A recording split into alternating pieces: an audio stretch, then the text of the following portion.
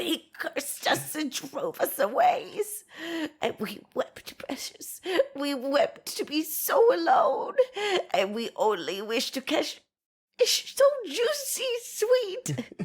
And we forgot the taste of bread, the sound of trees, the softness of the wind. We even forgot our own name, my precious.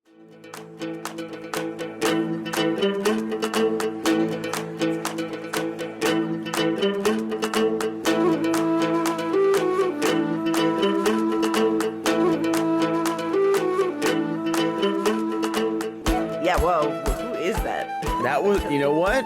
I respect, honestly. Like that, I gave you a long quote, and you killed it. I reinterpreted it. That was the female Gollum from Fairyland for sure. Thank you. Yeah, what was it? Weird Barbie from Barbie. That was the. Oh God, no, there was that Margaret Barbie or something, right? That like. Are you talking about what's her movie? name from SNL? I can't think of her name right now. No, neither can I. I opened up a piece of mail from a long time ago that was just for AT&T, and it was a Barbie promotion. Wow. I have a sick sticker. That is a sick sticker. Yeah, and I'm glad I didn't open it because then now I have a sticker. But now the problem is where does it go? Where does a Barbie sticker go? It feels like a laptop sticker. That's a laptop sticker for sure. Yeah, because I feel like it's too small to be like a bumper or anything like that. So. Yeah, totally. Welcome to Podcast of the Rings. The first time we are releasing our video podcast of Podcast of the Rings is this episode, so welcome. We're doing that because we got a lot of positive response from our trailer reaction to Rings of Power. Yeah. And we are kind of reconfiguring our podcast, our Patreon, so that we're making sure that if you're signed up and supporting us through there, you're still getting, this used to be a Patreon exclusive, like only the Patreons at $5 tier would get access to our video version of the podcast. So now we're doing a new podcast. A new podcast in lieu of giving them a video, which I'm really excited about. I just wanted to talk about it up front before we get into what we had to talk about today. But we're going to start talking about the House of Dragons, which I think once we're done with season 2 of House of Dragons, we're probably going to have to do Game of Thrones because I've never done it. Oh my gosh. Like, just, that is so much. I know. Yeah. But if we're going to do this show and we want to do the show ad nauseum, like, and have like, and the thing about our House of Dragons podcast or Game of Thrones, but whatever it ends up being for Patreon, we're just going to watch an episode and talk about it, kind of like we do here. But I honestly can't wait to talk to you about House of Dragons, which we're doing right after this recording, because I haven't watched anything except for the pilot of Game of Thrones.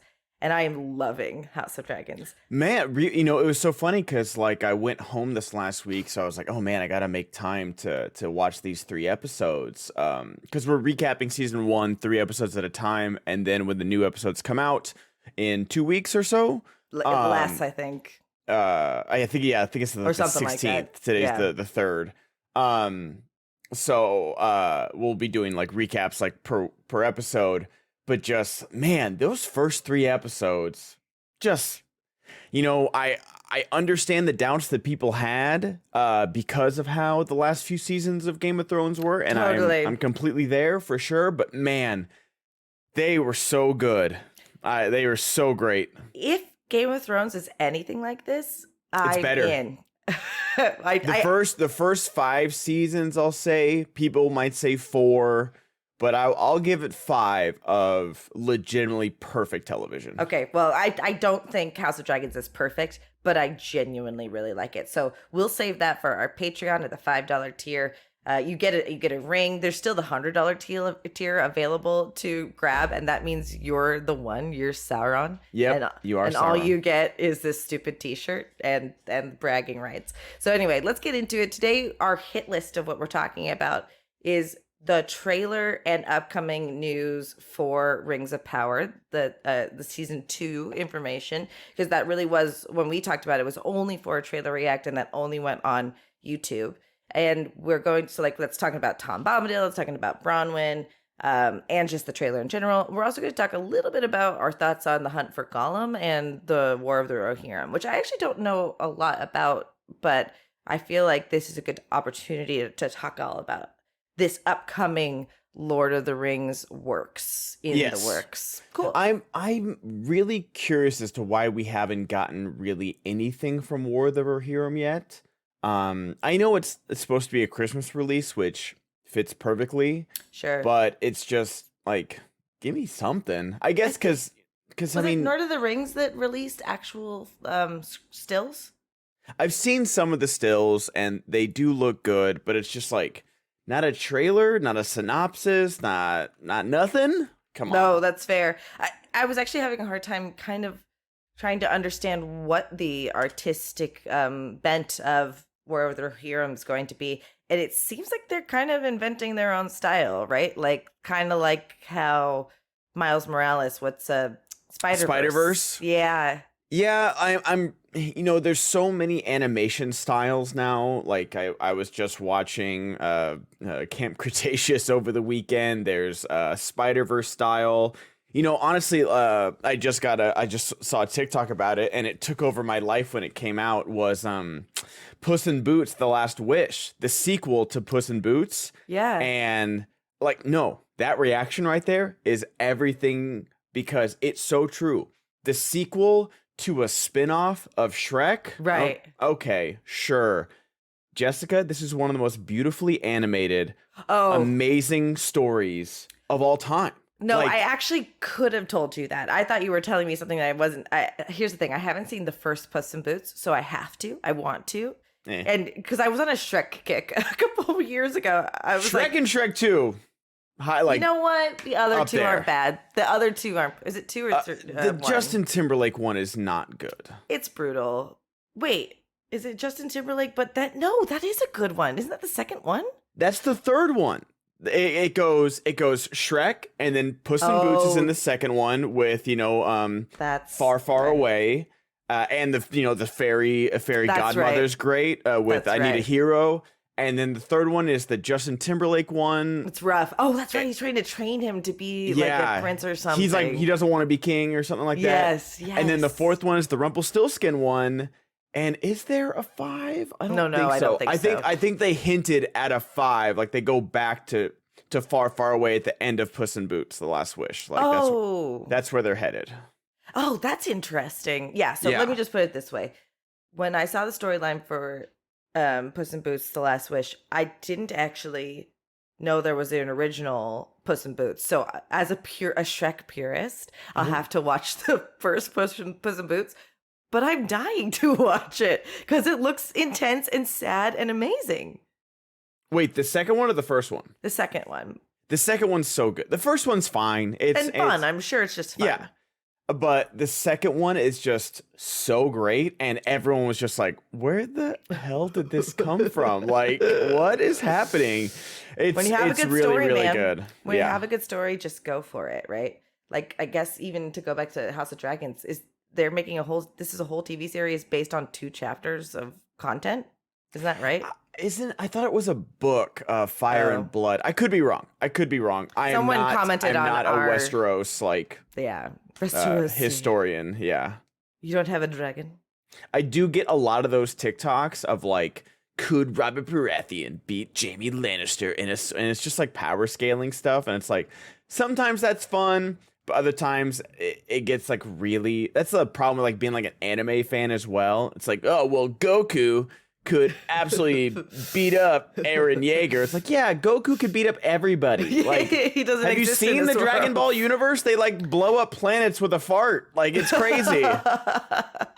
Yeah, that's not even comparable. Yeah, like Dragon Ball Z needs to like have its own power scaling thing because it's just like unfair.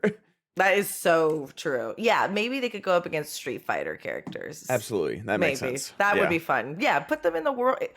A fair fight. Fair fight. All right. So, yeah, that is just it. We're not going to be your news source on the War of the Rohirrim. I'm really interested to see what it's going to be, though. I love that it's animated. Honestly, I really do. I think animation lends that sense of I always forget the phrase. Suspension of disbelief. You can do so, like, that's why, I'm glad. I feel like the Avatar series on Netflix was more than overall. Like I think I'll give it like a C of Sure. like audience reaction to it. And one, I think it's really good with how beloved the animated series is. And two, when you're bringing in basically superpowers of people creating fire out of thin air, moving rocks and water and air with like, like your hands and stuff, it's a really hard thing to do to like, this looks corny. Like, unless you have, Netflix does have a really good budget, but it's not like an MCU budget or something like that. Like, you need those effects to make it look good, and animation does that, where you're just like, yeah, Aang could do that. Katara can, blood bend somebody and stuff like that, where it's just right. And I like that. Let me see these, like the 2,000, 10,000 Rohirrim go against more Oliphants, and that way I don't have to be like, oh, whoa, those Oliphants don't look good. Like, there's really bad green screen. Like, no, make it animated, make it huge, make it, crazy. Have people, Legolasing off and on horses and doing all these. Like, let me see the peak of the Rohan Kingdom and how good they were as a cavalry. And I like that it's animated. That's a really excellent point, because that suspension of disbelief right there is probably what makes Spider-Verse so fantastical, right? Because you're like, I'm in. I'm totally in. I belong in this universe as well. Yeah. And that's really special. We really... I'm just afraid. I hope they don't cut corners like Ralph Bakshi. And I know Ralph Bakshi didn't cut corners. He just was a style. No rotoscope. Honestly, if they brought out a rotoscoped, I'd applaud it for their bravery and the fact that they just know they're not going to make any money on it. And that's a whole other thing with, people being scared about the death of movie theaters, because just no summer blockbuster is really hitting right now. Wow. Yeah. So Fall Guy didn't do it, right? Fall Guy's already out on VOD, Jessica. Furiosa didn't do it, right? There's posters along Ventura and Hollywood Boulevard to go see it in theaters still. Like, the rental space on the billboards hasn't even run out yet. Fuck. It's That's crazy. Wild. But Furiosa, I'm actually not surprised. Was 30 million on the first weekend? Something like that? 39? And that's the thing, is that the frustrating thing is that I haven't seen Furiosa yet, so I'm part of the problem. I just haven't had time. Are you? Do you care? I do care. I rewatched all the other Mad Maxes. It was so fun. I watched House of Dragon with my parents. We watched Fury Road. Me and my dad watched Fury Road and The Road Warrior. Great movies. They're so good. But people forget that Mad Max Fury Road didn't make a lot of money. It was successful. I think it was like a $200 million, which, over it's time? not bad, but it wasn't, Avengers or something like that. Like, I don't know. I'm so glad that these movies are being made, but I don't know. I feel like these executives, 380. So it's good, but that Fury Road was also $150 million and it made 380. Like, it's good, but right. With advertising and everything like that, who knows? I know, The Rock released those documents about Black Adam to show that movies basically never lose money because of videos and, merchandising and overseas sales and like. Imagine needing to flex like that though. Like he that was literally the flex of like, don't worry guys, we'll eventually be successful with Black Adam. And that's basically what it was.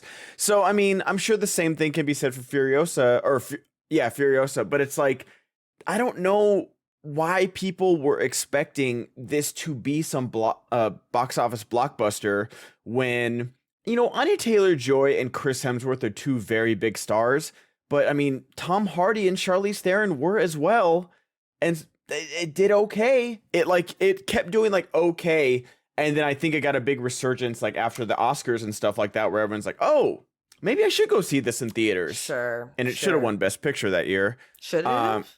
Over The Revenant, yes. Which I couldn't even tell you what that is. No one's seen The Revenant since they saw it in theaters, and they're like, "Oh, cool! Leo got his Oscar." Which, you know what? Oh, is he that deserved. What that was? That was the Leo Oscar. But I think George Miller. Is that when he ate a bear liver? Is that the yes, one? or a horse? It was like a horse heart or something like that. Good Lord. Yeah.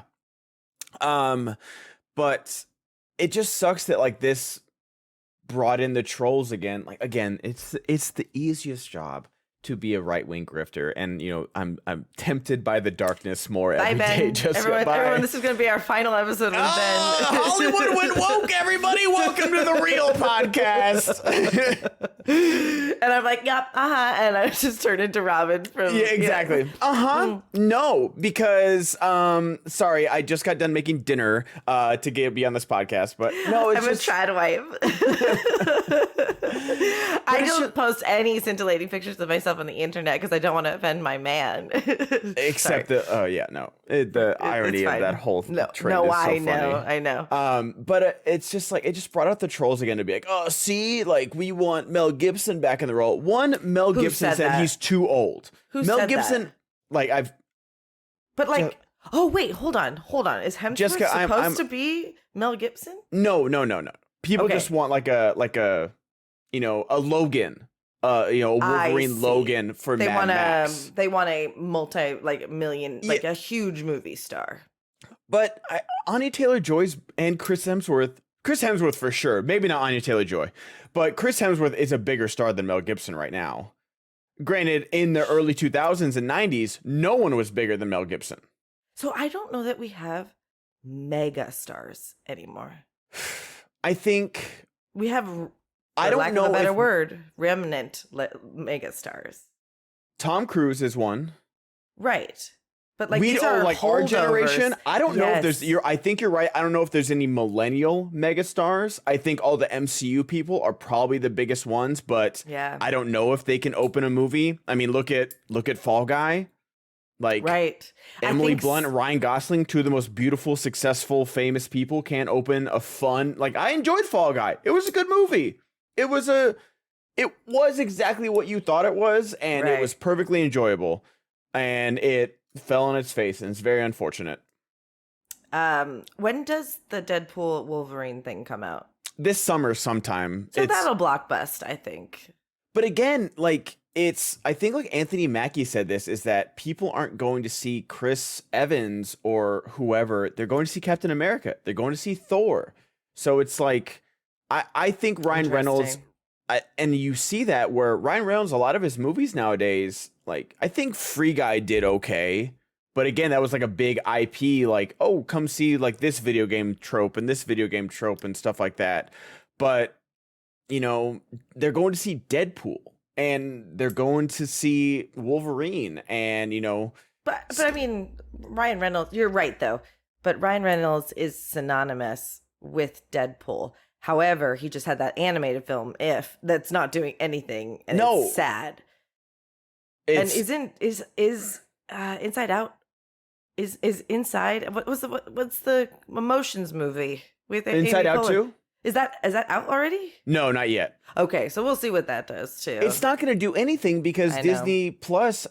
Well, like Disney tanked Pixar for some reason. I don't know why. You don't think that was the pandemic? I thought that's what it was. Well, it was, but even after that, where they're like, no, Pixar's still going to come straight to Disney Plus, and then Disney Animation will go to theaters.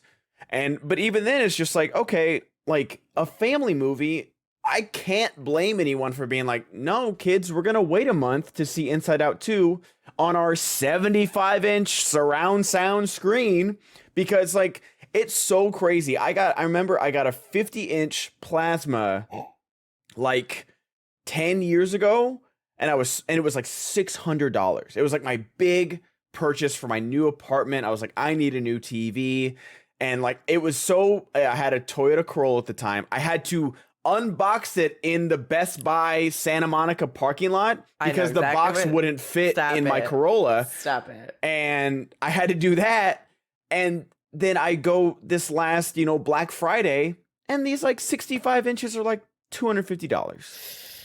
So it's like everybody, I know money is tight, but TVs are not hard to come by anymore. They're not like this precious commodity. Yeah, you've got the Kardashians with their in-home theaters, and like there's still like levels to these things. Absolutely. But everybody still has like 50-inch screens with decent speakers, and a sound bar is also now $40. So it's like, why? I understand why people are just like, no, dude, I'm going to wait. Like, and even to your point, like Inside Out, if you're a mother or a father or a parent, you are just going to be playing that on the iPad over and over and over again. Yep. You can't bring your kid to see that movie and have them not expect to see it later that night. That's an interesting. And also, you're gonna spend $100 and something. Like, let me look. Where's my phone? Half the amount you could buy a TV for. So I live in Los Angeles. I'm gonna buy a ticket for the Burbank AMC right now. I have A-list, so let's say Garfield. Garfield's a perfect example. Sure. So let's go to the 1:30 showing. I'm gonna get 4 tickets. 4 tickets right there. Continue. No. Come on, narrate it for us, bro. Let's do 2 adults, 2 child. Sure, perfect. The nuclear family. It's loading, of course, cinema suspension right here, guys. $50. That is with my AMC. So add another $20. $70. I can't afford $70. I can't afford that. For like a family of 4, let alone you probably go to dinner that night, even if you get a pizza, and then the kids are going to want popcorn, snacks, drinks. You have to. Like, it's $150 night just to do the movies, let alone what else you do before, after that.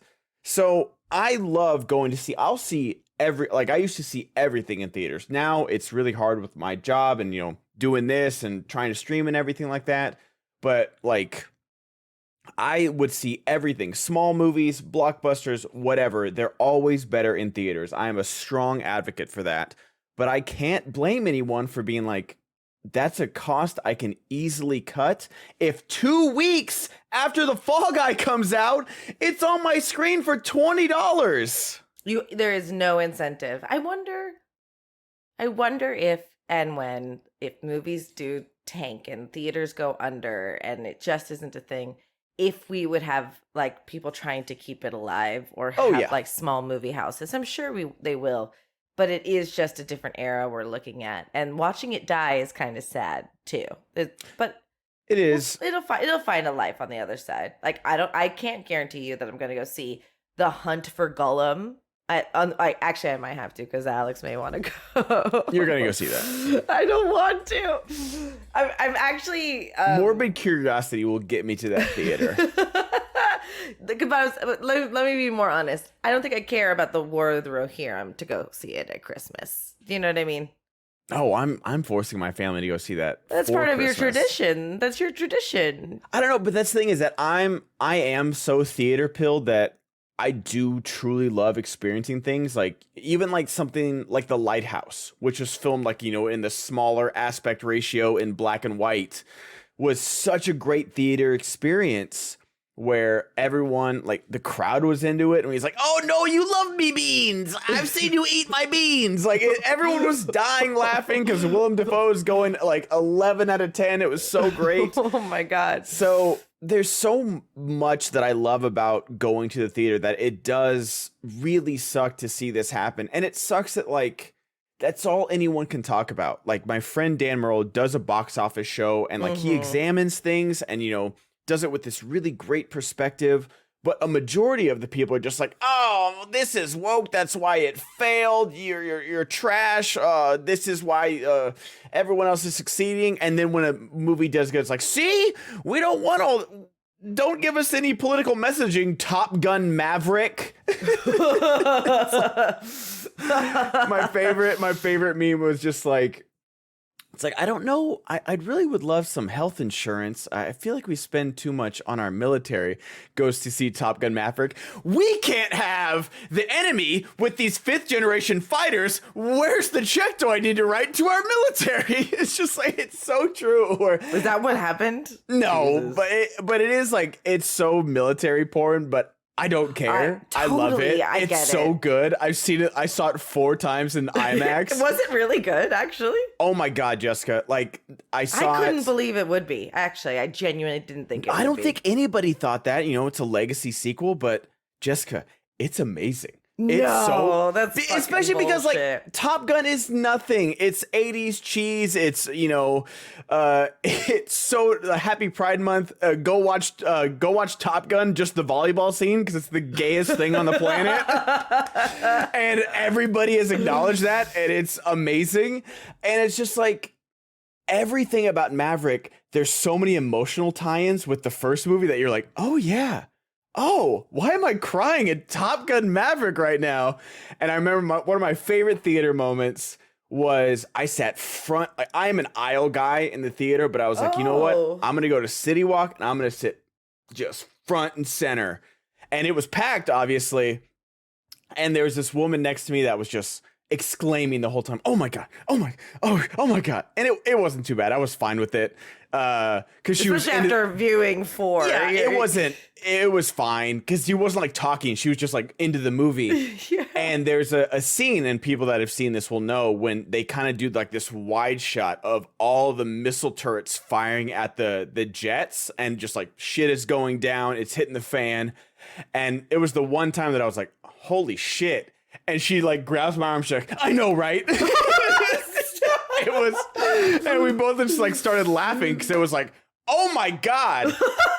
And that's why you go to the theater, because when I saw Avengers Endgame at 2 a.m. at City Walk, I thought, I was like, you know what, this will be good.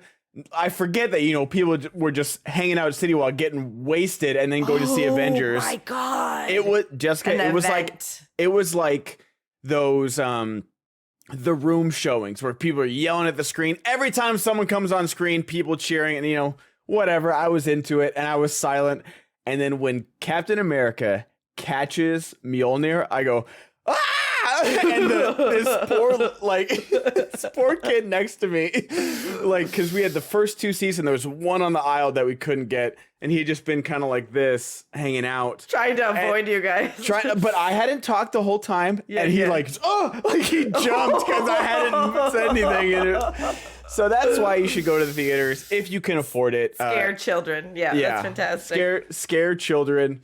Have a communal moment when it comes to movies, because those are really great. I didn't get to see Avengers in time for the joint reaction because I hadn't caught up fully yet. Oh, wow. And so I was like a week and a half behind everybody, maybe 2 weeks. And I had a friend who literally when that moment happened was like watching me watch in the movie theater, which was just as good. Cause I actually got to have that singular moment. Like, what? And it was just so wonderful. Oh yeah. I saw a tweet where, did you ever watch Spider-Man No Way Home? Yeah. Okay. Oh yeah, we did because we hadn't, and we finally did. Yeah. Like Toby and Andrew come back, and I saw a tweet because that movie came out in like November or something. I saw a tweet in like February because the movie was still doing so well, so it was still like in like 1 or 2 showings, and he's like, "Oh, I went to go see Spider-Man No Way Home to kill some time. I'd seen it before, but the guy in the theater, there was like 3 people there. One guy had somehow not been spoiled after months. And so when Andrew Garfield comes out of the portal, he goes, what? Oh my God! Like, no! And come on. Like the author was like, I genuinely almost started crying because I was so happy for this guy. I was just like, this guy is so unplugged from the world. Somehow he didn't get spoiled by the biggest spoiler of the year. He's unplugged because he doesn't go to the fucking movies 7 months later. Oh my, and I remember reading that and I was like, that's good stuff right there. Even if it's not true, Ben. Even if it's not true. Don't care. That's true for one person who didn't know Toby shows up. Which, by the way, Toby looks... He looks so good. He looks good. And he's the dorkiest, weirdest looking Spider-Man we've ever had in our life. Love him. I'm not saying we didn't love it. I'm just saying he's weird looking.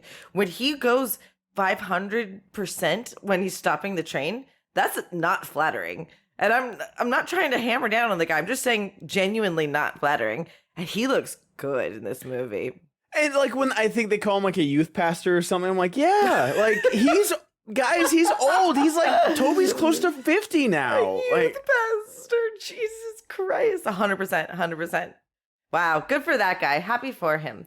It's hard to follow up this conversation, which was precipitated by the War of the Rohirrim, which we really actually have no idea what the fucking movie's about. I have no idea, but I'll be there. I'm going to be there opening weekend. Totally. I'm going to jump over to how I have less than zero interest in a Gollum movie. No, even if it is helmed by Andy Serkis with Peter Jackson stopping by for, I did want to talk about it just so I could say that in case people cared about how I felt about it. It's tough that like all this stuff is, because of like, what do they have the rights to? Oh, you got rights to Lord of the Rings, but not the Silmarillion. Oh, you got rights to this character and this character and this character. And it's just like, I understand the business of show business. Like, I'm not stupid, but it's just, especially on the heels of the Gollum game, which was a really funny meme, but one of the worst produced games ever. Right. My friend Bailey writes the Honest Game trailers, and she had to play it. She had to beat the game, obviously, to write the honest trailer for it. And it was genuinely so terrible. And it's just like, this seems like another one of those things where I think we've talked about with Rings of Power, where do a Love, Death, and Robots, a Black Mirror. I'd love, I just found out, I Googled Hunt for Gollum. I didn't realize there was like a 40-minute fan film about this. I didn't know that. I'm going to watch it whenever I have time. Because that seems what this is. That is what this is a 30 to 40-minute one-off of because it is a really cool story of Aragorn tracking him down and somehow escorting him all around Middle Earth, like trying to bring him back to Gandalf. That's really cool. I don't need what is this movie going to be about? Like, I'm going to see it because I defend the Hobbit movie. So you guys know I'm a shill. I am a Middle Earth shill. You're glazing right now. I'm hardcore glazing. Yes. So these movies need to stop edging me so I can being a goon. Where's the hunt for Goonum? Am I right? But I'm gonna be there. So, but it's just like I honestly don't know what this is. Why? Yeah. Listen. You know what? I'd give them some credit if they could find a way to add this to the extended version somehow. Yeah. You know what I mean? Like, I'm not saying do that. I'm just saying, if you were like, you know what, we just want to fill it out. No, do it. Give me another Elijah Wood cameo. Like, that's my favorite part of the Hobbit trilogy, where it's like, oh, hi, Bilbo. I'm going to go in for Gandalf now. Bye. Like, get that paycheck, Elijah. Which the timing of that doesn't actually work up with what it was supposed to be. He wrote that in, like, how long was Frodo waiting? He finished the entire book. Yeah, He wrote there and back again. Like, damn, you were late, Gandalf. You gaslighting son of a bitch. A wizard is never late. Bitch. I'm not the whole book. I'm 120 now, asshole. I was supposed to be he's not on, Chat GPT. He's ink and quilling it over there. He's writing 3 letters in like the fancy cursive with all the eyes everywhere, and then dot dot dot dot dot. So yeah, Gandalf, you were late as hell. And Frodo died waiting for you. No, it's great. I listen. I don't understand it. That is my exact reaction, Jessica. And I want them to make me understand it. Like, if that's the thing, the same thing with Rings of Power season 2. We all had our doubts. We're going to talk about this teaser that we did a reaction to. Banger of a teaser. Do we know if the season's going to be good? I sure hope so. But I don't know. But if they come out with this A24 teaser, oh my god, suspenseful violins, dark version of I'll Be Watching You by the Police. Like, give me that. Every breath you take. Played like with a lyre. I'll be watching you, my precious. You're calling it now. Someone's going to do it like they did. Oh, for sure. Yeah, I think I did. What did I call that for? Oh, no. That terrible. I never saw it, and I'm so mad. But that terrible Roland Emmerich movie, Moonfall. it was like about it does have the greatest tagline ever, where in 1969 men went to the moon. In 2022, the moon comes to us. It's A plus tagline. But I legit called it, where I was like, I bet you they're gonna use a bad, like, you know, desynced version of Bad Moon Rising by Creedence Clearwater, and they did, and I called it. Yeah, good. You're 2 for 2 now, because I'm 2 for 2. You did the Dune one too. Listen, it's cool that it's Andy Serkis. Let's see if they get Vigo. Let's see if... Is he directing? He's directing it, which isn't a super shocker, because he was second director for Hobbit. Yeah. And I think I saw that Peter's involved too. Yeah, and I think he's producing it. And the trailer just came out. I haven't truly... Oh, wait, did he direct the new Venom movie? I don't think he did. Serkis? Serkis directed Let There Be Carnage. I don't think he directed the trailer for Venom: The Last Dance came out. No, Kelly Marcel is directing it. Okay, got it. Never mind. Listen, but no one needs to we're not calling into question Andy Serkis's talent, but I think you're totally right that, like, there's also a reason why The Hunt for Gollum isn't talked about that much in the books. It's not talked about that much in the movies. I'm confused. And you know what? I'm going to, rather than just pontificate on something I genuinely have no idea about, I want to ask our Podcast of the Rings friends, our viewers, what they think about this movie. Why will they go to see it? I'm curious. And if since they are doing it, what do you want to see? Because, like, honestly, I don't think I really need to see Gollum eat more fish or be emaciated, but maybe our audience wants to see that. So I'd be curious to hear from you guys. And the thing is that I understand Andy Serkis wanting to get back into the role. It's obviously means a lot to him. I don't. But sure. it's just like, I just don't understand it truly. But if you guys want to go see Andy Serkis's good direction, I really enjoyed Mowgli on Netflix. His Jungle Book adaptation. Oh, I didn't know that he did that. He directed that. I liked it. I really do like the Jon Favreau one. That's one of the few quote unquote live action Disney remakes that I like. Oh yeah, sure. But Mowgli was solid.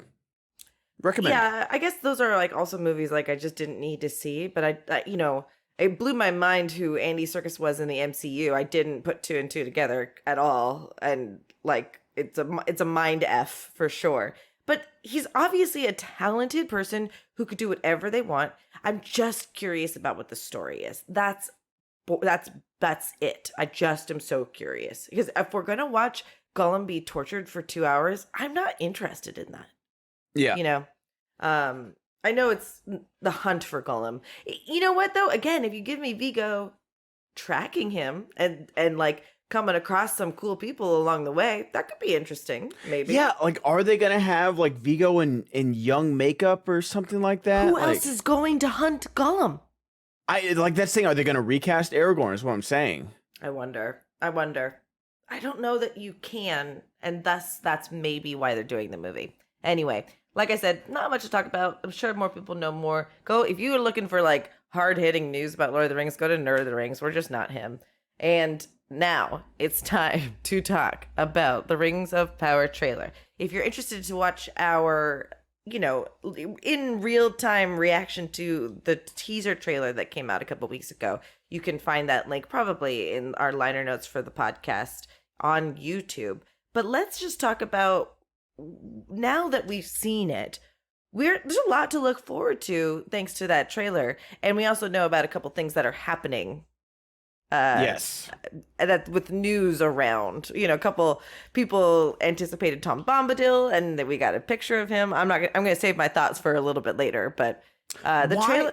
Now, why do you think they didn't end the trailer with Tom Bombadil? Because I feel like that would have lit the internet.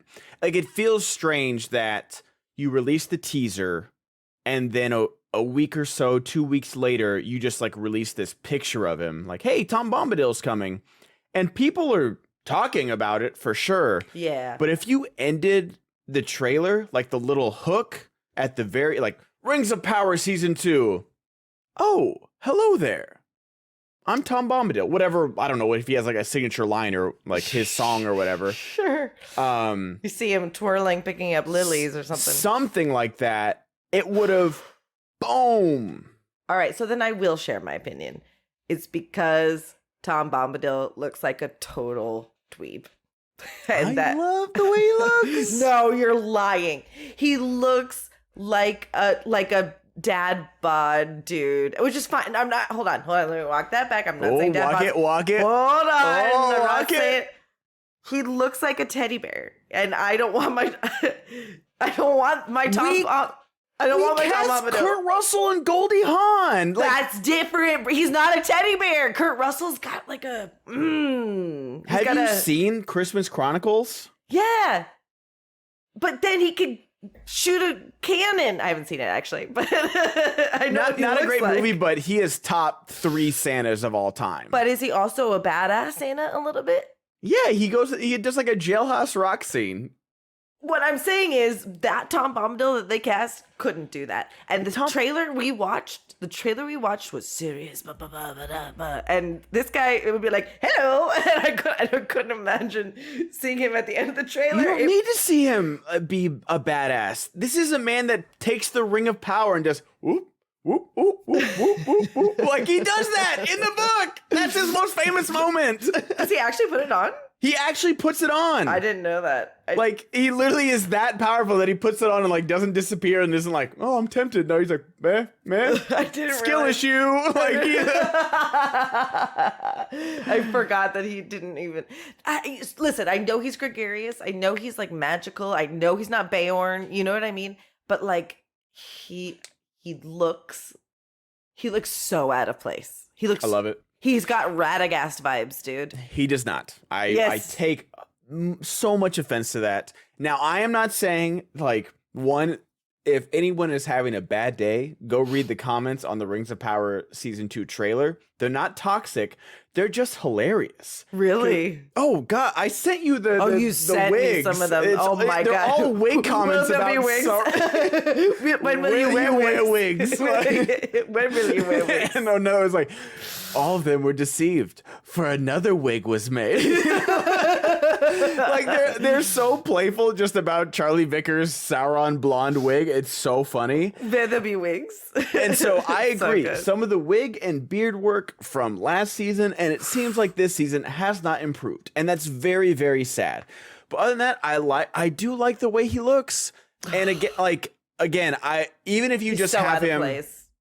you know, in this picture, he's sitting there with the stranger. Even if you just have him like kind of walking up and being like, so how strange are you? Or I don't know, something stupid. I'm Tom. Yeah. And just something like that, where I can't you don't handle tell it. him who it is, but like fans are going to be like, oh my God, that's Tom Bombadil. It just seems, again, they're not doing themselves any favors. Right. Like I just watched that 4-hour long Jenny Nicholson video about. It's so good. It took me like a few days. Like I'd watch it before I think bed. that's true for everybody. Yeah. Yeah. But it is so good, and so much of it is how bad the marketing was. Oh. Where like they didn't do themselves any favor by the first thing that is released is like the price, $5,000. Give us your, and it's like, well, what am I paying for? It seems insane.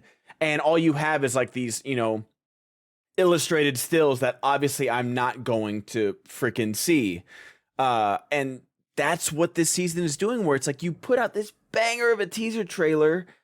Okay, why isn't Tom Bombadil in it? Like, unfortunately, you are fighting an uphill battle. You made season 1. Yes. You didn't advertise it as a prologue, which it was. And, you know, on our rewatch, we both accepted that. And we like it more because of what we've accepted. Right. But a lot of people don't have time to rewatch, don't have the interest to rewatch, and may not watch season 2 because of season 1. That's right. So you're fighting an uphill battle here because whether you want to call it content or the golden age of television or the streaming wars or whatever you want, there is so much out there to watch, and you are having to convince people to spend an hour each week to pick your show. Yes.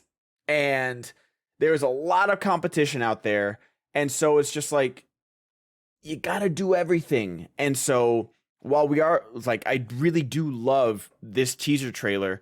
If they would have ended with Tom Bombadil, it would have set the internet on fire, because it still kind of did without it. But Yeah, it it's sure only did. if you're, I'm a chronically, not chronically online, I'm like probably like a level below that. But like, it took me like a few days to see it get to me, and all my algorithms are pointed towards this. That is strange. And so it took my algorithm a little bit to get to Tom Bombadil, and so Well, if you that were should more tell you active in our something. Discord, you would have learned about it sooner, thanks to Ulrich. Too bad. I'm with you, and maybe their strategy is let's give them tidbits and keep rings of power in their mind. Because again, it's such a long time, especially since we're getting House of Dragons in between. Yeah. And so I think you will see exactly what you said, the Tom Bombadil moment in an upcoming We're going to longer get it in the trailer. story trailer for sure. But you're totally right. They could have been like, oh, hello, or you know what I mean? Certainly a tip of the blue hat. I'm maybe alone in this, but I really think it's a bad call. I really don't think we need, it's weird. The guy looks weird. The visuals of him is bothering me. And you know what? Former co-host of this show, and my boyfriend said, I wonder if it's one of those things where people are going to be sorry for what they wished for. If it's going to be. I can agree with him on that. Well, it's going to be why didn't Tom just solve every problem? Because that's the kind of, we talked about power scaling earlier. Yeah.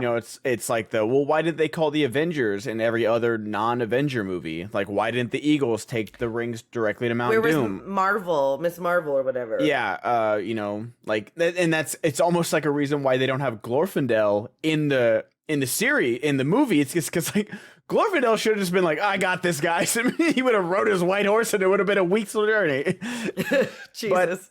But it's just, he is that character. Like, if you, like I said, he literally puts on the Ring of Power and it's just like, I'm cool, whatever. But have fun on your journey. Have fun storming the castle. You know what? Like, I'll save you one more time and then you could go. Right? Like, totally.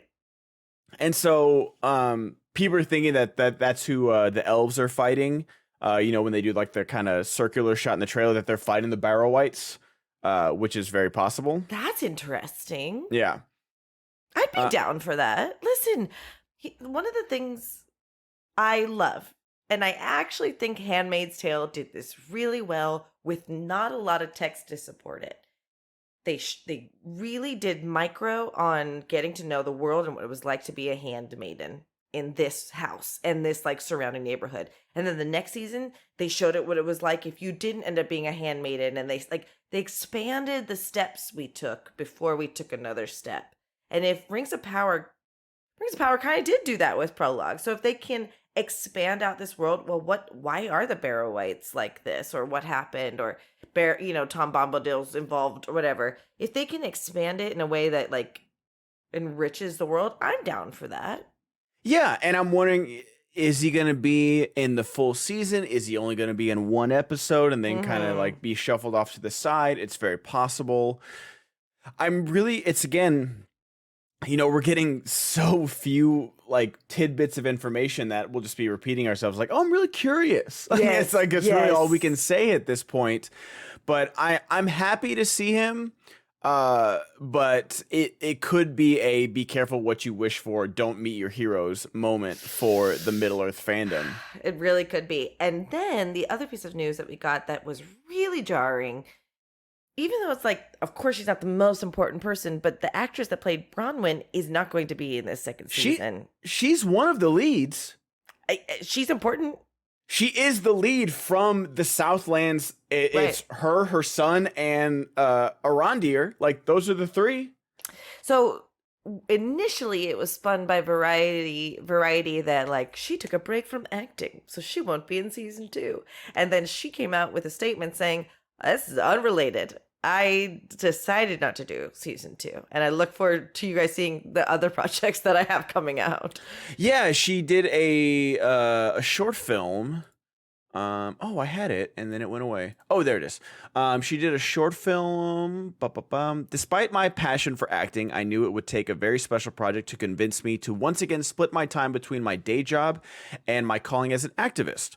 A Mosquito in the Ear is the name of the film. Is that project a beautiful adventure that we can't wait to share with you? She stepped away from acting in September 2022 to focus solely on Women Life Freedom Uprising in Iran to advocate for the people of my homeland who have been risking everything for freedom, unquote. Wow. Yeah, so for them to say like, oh, she stepped away from acting, that's perhaps true. But in reality, I think she didn't like what was being written for her. And so she said no. I wonder, it's crazy because they're from kind of the same storyline, Adar and Bronwyn, like the same. Sure.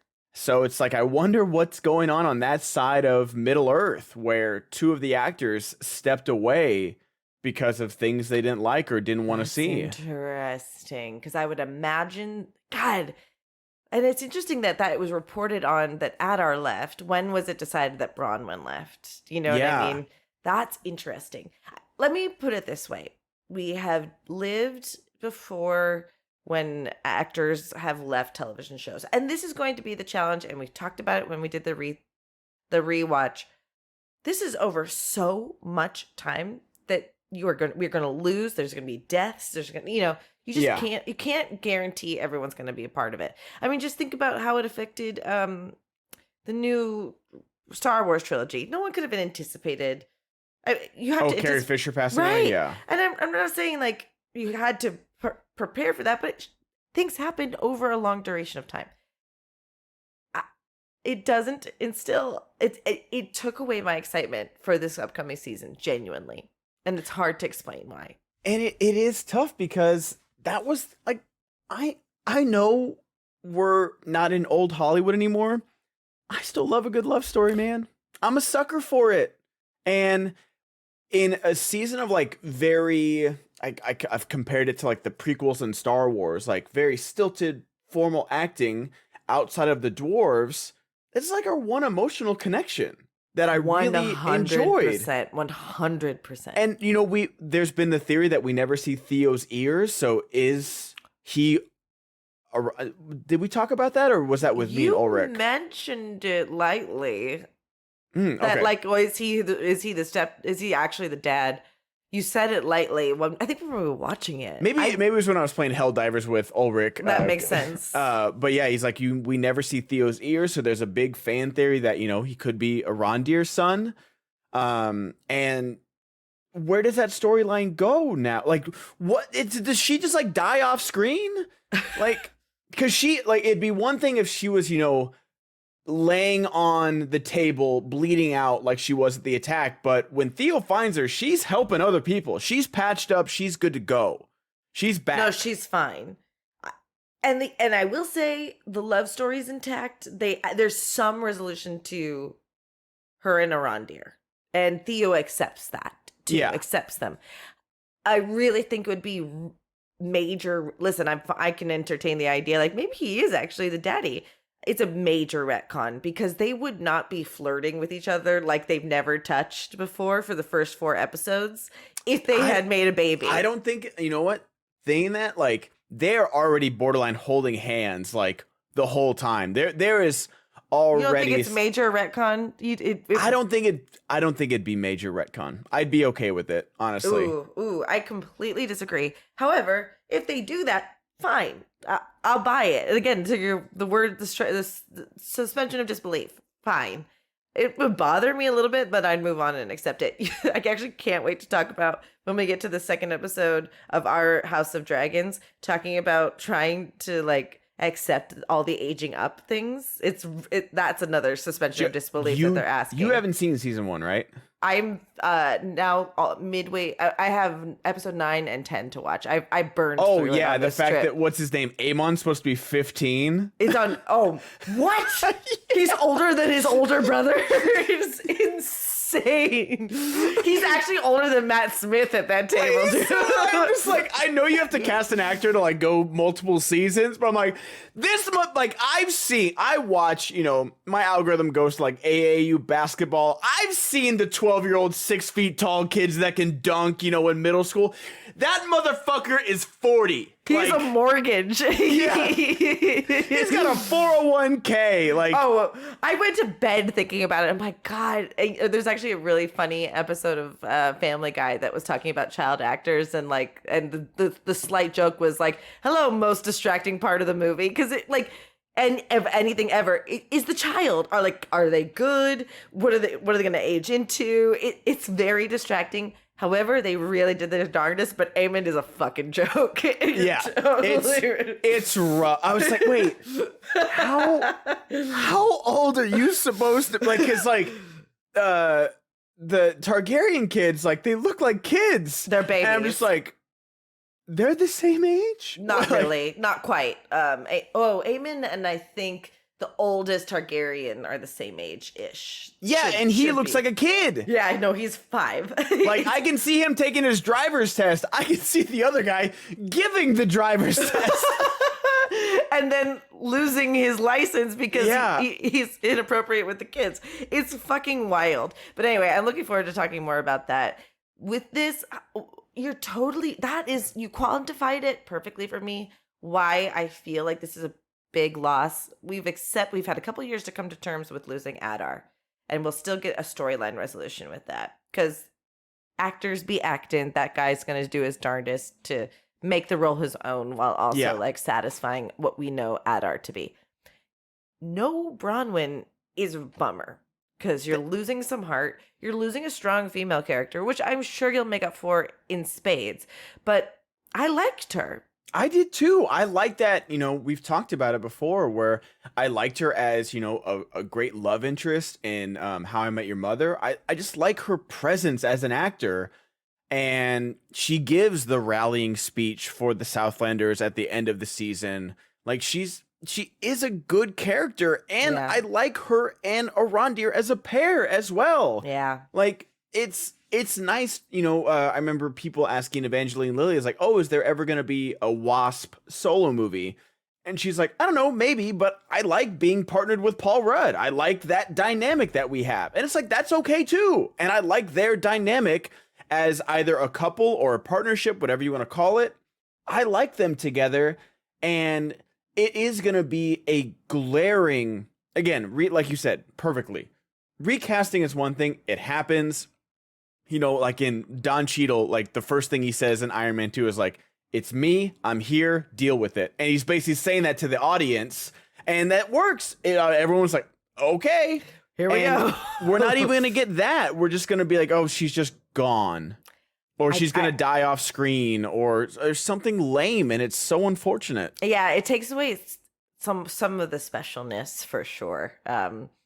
Anyway, I think that's, besides that, like, we were so stoked on the trailer. There are some, you know, I didn't do like the scrub through, but like Farazan is on an eagle. What the hell's happening there?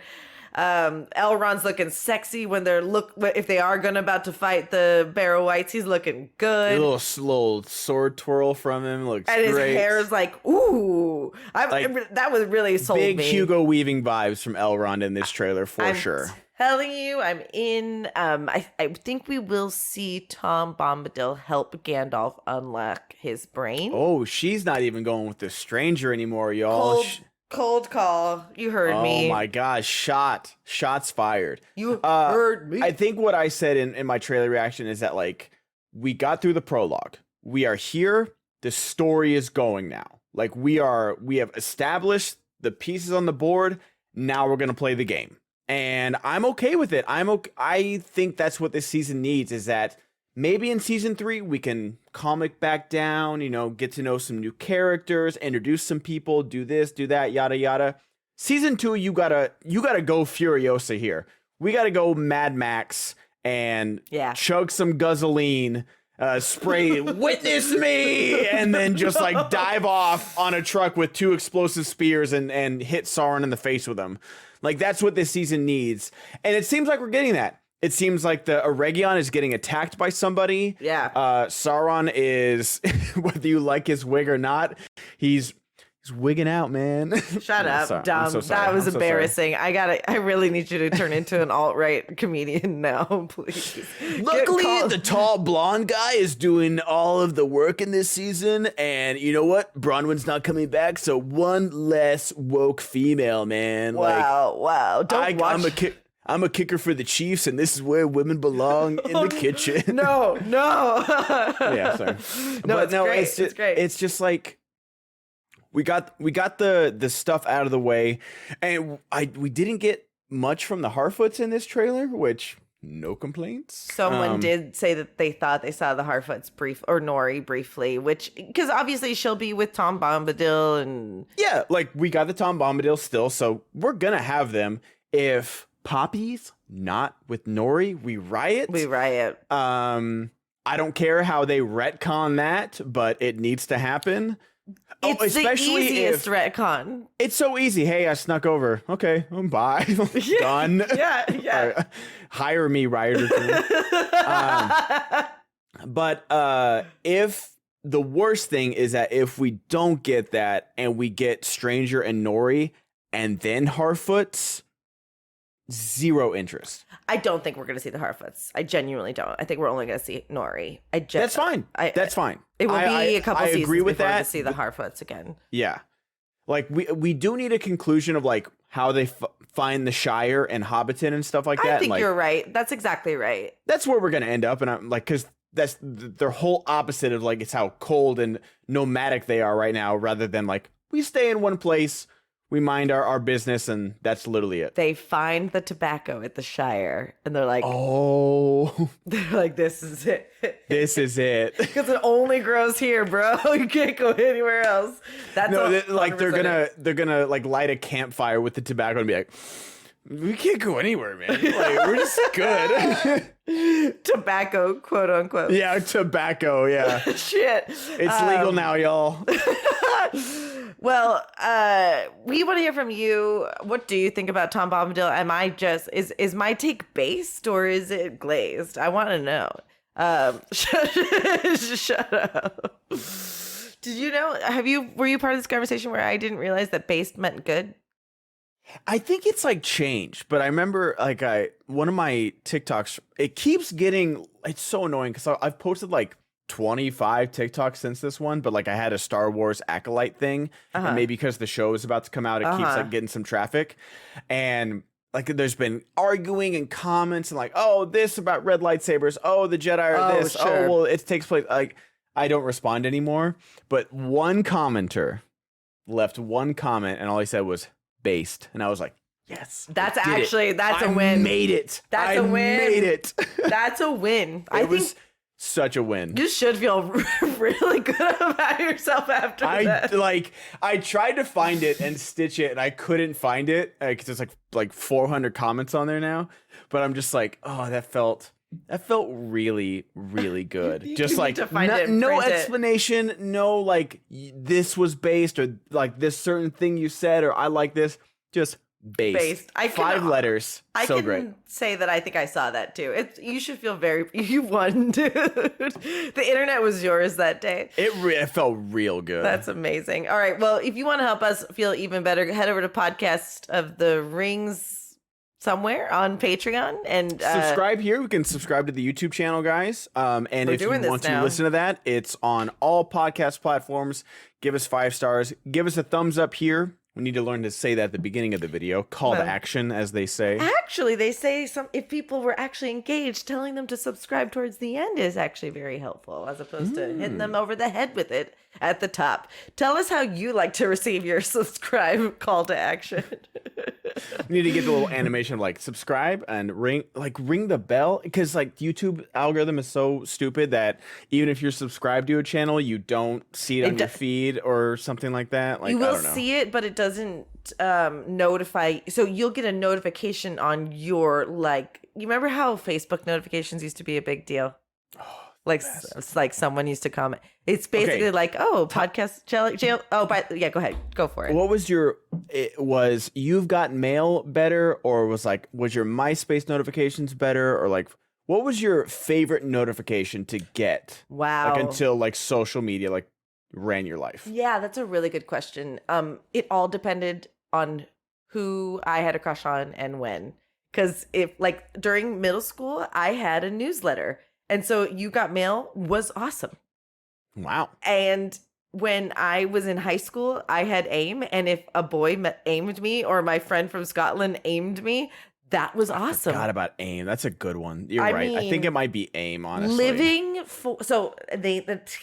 don't know if it's notifications so much as what I could do with each of these platforms, because I made my MySpace look so cool. I had a song playing, and I had a band come to wish me happy birthday on my MySpace, and their song was playing first, and they were so stoked. Wow. Like, I know. Oh, you had the full MySpace playlist. I had a playlist so that when you came, wow. I had HTML. I had like my top 8 were Sigmund Freud and Nietzsche. Like Oh my God. And then I had LiveJournal and I had Tumblr. You guys have your friends? Sorry, I have ancient philosophers as my top 8. I just had this era of curating myself online. My second boyfriend actually came from MySpace because he found all my pictures and quote unquote loved how I said my captions. Like it perfectly encapsulated who I was. But anyway, what happened to this Jess that had the Riz? Like this MySpace Jess. Like granted, you don't think I have Riz? Yeah, granted, you do have like a life partner that you're living with now. Yeah, so I'm not trying to Riz out.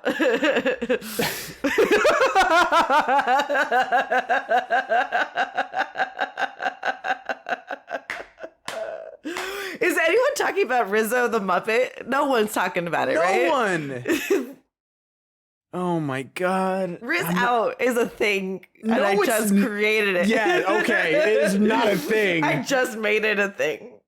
Oh, that was... I think I have diabetes now because of that. Listen, Riz, I got the Riz, and I just choose how to use it now. But Jessica had Riz, but was never too confident about it. Anyway, go over to patreon.com, Podcast of the Rings, find us online. Let us know how awesome we are. And until we meet again, Ben. May our paths Riz. Shut up. Join us next week as we start talking about the Fellowship's best content after. Oh, yeah. A little teaser. So, yeah. Give them a teaser of what we're going to be doing. Well, we're going to talk about, Pirates of the Caribbean. I've never seen... Shut up, dude. I've never seen it, so we're going to talk about Pirates of the Caribbean. We're going to talk about the works that all of... Can you finish the title of the movie? You said Pirates of the Care like 4 times. Join us for our new series as we await Rings of Power Season 2, where we enjoy movies, TV shows, and all sorts of things from members of the Fellowships, like Pirates of the Care, like 50 First Dates, like Rude, like all the Lost. You can join us. One title you use is 50 First Dates. I'm going to end it. I'm going to end it all, everybody. We'll see you next week, everybody. Bye. Bye.